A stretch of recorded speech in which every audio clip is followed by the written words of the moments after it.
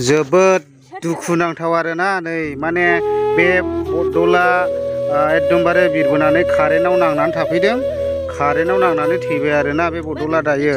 ओमफ्राय दायो नै फिसाया ओरैबायदि आहार जागासिनो दङ आरो नै होस अन्थाव बाथावनो नै आयै आहार जानायखौ नागाराखैनो बिमा थैबाय सेस मैथोमोन माबायालाय मा माबायावहाय गोजौआवमोन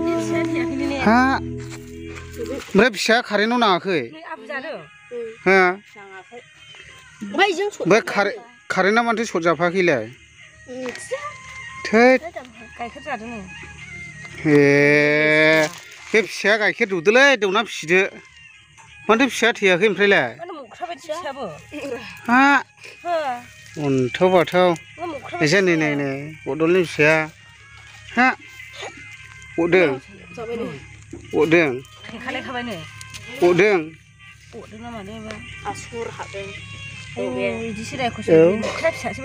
थोस न'सै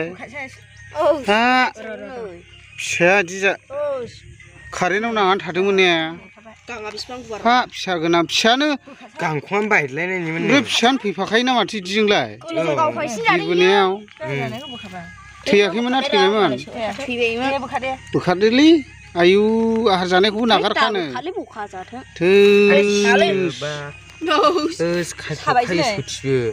होस बिदिसो आरोखि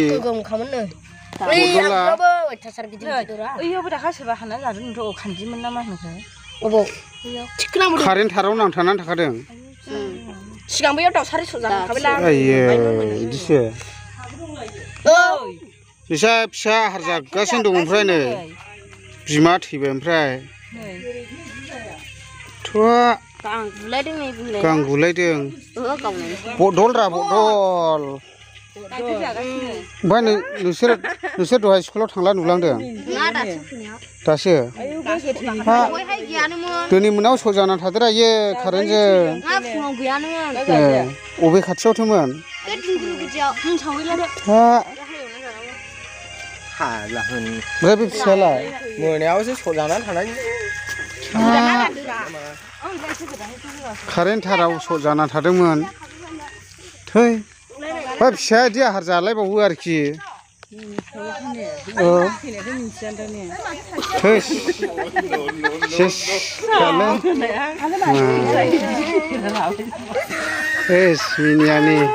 बाजियानो एकदमबारे एसे मोदोम दुंनायनिया गला खाजोयो होस मा साइज थख' देन्थाबानो देखायो केपिटेल खान्दां साइजआ बे थख' देन्था देनायखौ बारा एसे थख' देन्थायाबो माबासो है सेस खालायनाया आहार जानायखौ नागारबावखा बेनो गारि जायिनि मा सिन्थानि कहिनुरसो जाजोब्बाय गारिया ने सानबा देरलै सानबाल' देरलाखानो